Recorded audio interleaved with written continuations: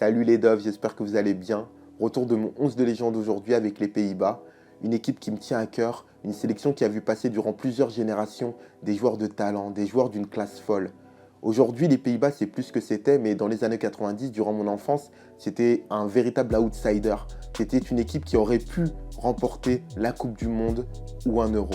Avant de débuter, je tiens à vous rappeler que mon 11 de légende, c'est 11 joueurs que j'ai vu jouer, qui m'ont marqué, et ce ne sont pas forcément les meilleurs à chaque poste.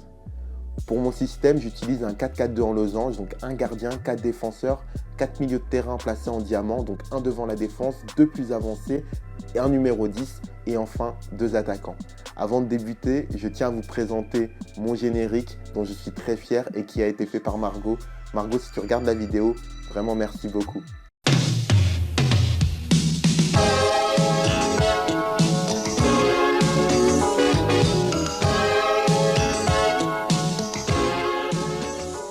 Dans les cages, Edwin van der Sar. Il a marqué la génération 90. C'est l'un, si ce n'est le meilleur gardien de toute l'histoire des Pays-Bas. Van der Sar, c'est d'abord une taille impressionnante, 1m97, 6 saisons à Manchester United et 130 sélections avec les Pays-Bas. Van der Sar, c'est 2 Ligues des Champions. Une en 95 avec la génération dorée de l'Ajax et une en 2008 avec les Red Devils. Au poste d'arrière droit, Michael Reiziger. À chaque fois que ma mère regardait des matchs des Pays-Bas ou du Barça avec moi, elle me parlait toujours de la grande bouche de Reiziger. Autant vous dire qu'il m'a marqué. Footballistiquement, c'était un joueur honnête, qui faisait le boulot. Comme Van der Sar et comme peut-être d'autres joueurs que je vais vous citer, il est issu de la génération 95 de l'Ajax d'Amsterdam qui a remporté 3 Coupes d'Europe la même année. Mon premier défenseur central, Jaap Stam. Grand, austère, crâne rasé. Je ne l'ai jamais vu sourire. Son allure de soldat m'a marqué. Stam était un défenseur très difficile à passer et il a fait partie de la fameuse équipe de Manchester United qui a réalisé le triplé en 1999. Ce l'ombre au tableau, Stam a été rattrapé par la patrouille lors d'un contrôle antidopage en 2001. Pour accompagner mon rock, Frank de Boer. Un leader, un libéro à l'ancienne, un joueur charismatique. Techniquement doué, doté d'une excellente qualité de passe, de frappe, Frank de Boer était un joueur très intelligent. Pour les plus jeunes, sachez que Franck avait un frère jumeau, Ronald, avec qui il a joué plus de 10 ans en sélection, du début des années 90 au milieu des années 2000.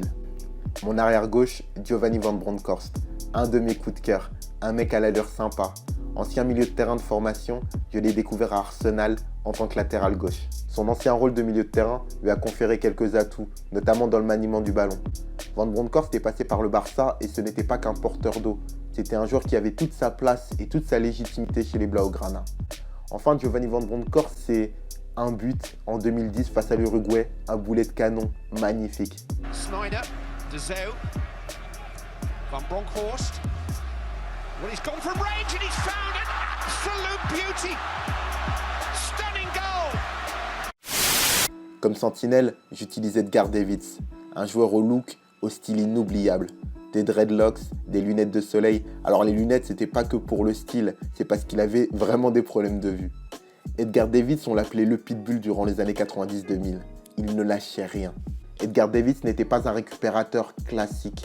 Il dégageait beaucoup de classe et c'était un vrai manieur de ballon. Légèrement plus haut et à la droite d'Edgar Davids, Clarence Seedorf. 4 Ligues des Champions avec 3 clubs différents. Seedorf est né comme Davids au Suriname, pays d'Amérique du Sud et ancienne colonie néerlandaise. Seedorf était un grand professionnel. C'est le genre de footballeur charismatique dont j'aimerais posséder le maillot. Seedorf avait un volume de jeu tel qu'il pouvait à la fois mener l'équipe et évoluer dans un poste de milieu relayeur un peu plus reculé. Vista, puissance, intelligence, sérénité, régularité. De mémoire, je ne l'ai jamais vu s'emporter. Pour les plus jeunes, Seedorf c'est l'Ajax, la Sampdoria, le Real, l'Inter, le Milan AC et enfin Botafogo au Brésil. Au poste de milieu relayeur axe gauche, je choisis Raphaël van der Vaart. Un joueur qui en dehors du terrain a une réputation assez sulfureuse. Des clashs avec Zlatan Ibrahimovic et des histoires de couple assez critiquables. Mais c'était un footballeur de classe, un passeur hors pair. Je l'ai aimé à Hambourg, il en était le capitaine, le métronome, le chef d'orchestre. J'ai aimé Raphaël van der Vaart lorsqu'il évoluait chez les Spurs, dans le Tottenham de Modric, Jermaine Defoe, Gareth Bale, Dawson. Passé par le Real Madrid, Van der Vaart a fait une belle carrière, mais j'aurais aimé le voir plus haut, plus longtemps. En tant que numéro 10, Dennis Bergkamp. C'est davantage un attaquant de soutien, mais ce poste lui donnerait une certaine liberté.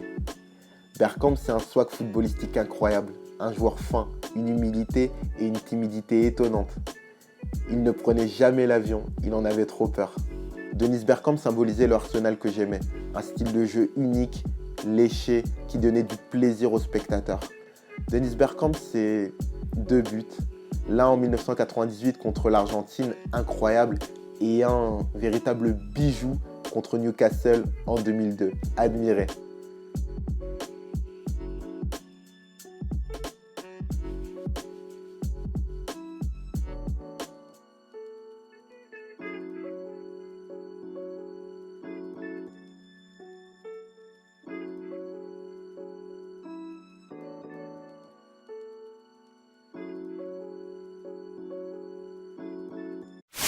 Dans cette équipe, il me faut un buteur, un joueur de surface, et j'ai choisi Klaas-Jan Huntelaar. Honnêtement, Van Nistelrooy et Kluivert ont plus de talent que lui, mais Huntelaar, c'est un de mes nombreux coups de cœur. Huntelaar, c'était un numéro 9 à l'ancienne, un véritable buteur, un joueur de surface. Et si vous suivez Dove de Foot depuis quelques temps ou depuis le début, vous savez que je suis attaché au football de mon enfance, pas juste par nostalgie, mais parce que c'était une époque où chaque profil avait sa place dans une équipe de football. Klaas-Jan Huntelaar, c'est 314 buts en 536 matchs de club et 42 réalisations en 76 sélections. Pour accompagner Huntelaar, il me faut un joueur rapide, capable de dribbler, d'éliminer, et j'ai choisi Arjen Robben. Le personnage Robben ne m'a jamais paru spécialement sympathique. Vous savez, c'est le genre de mec qui, lorsqu'il sourit, paraissent tout de même méchants, un peu comme ça.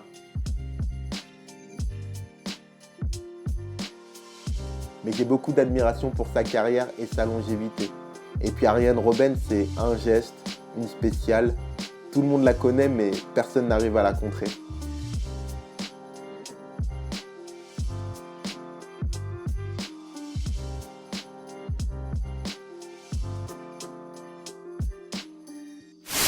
J'espère que cette vidéo vous aura plu. N'hésitez pas à me donner votre avis dans les commentaires.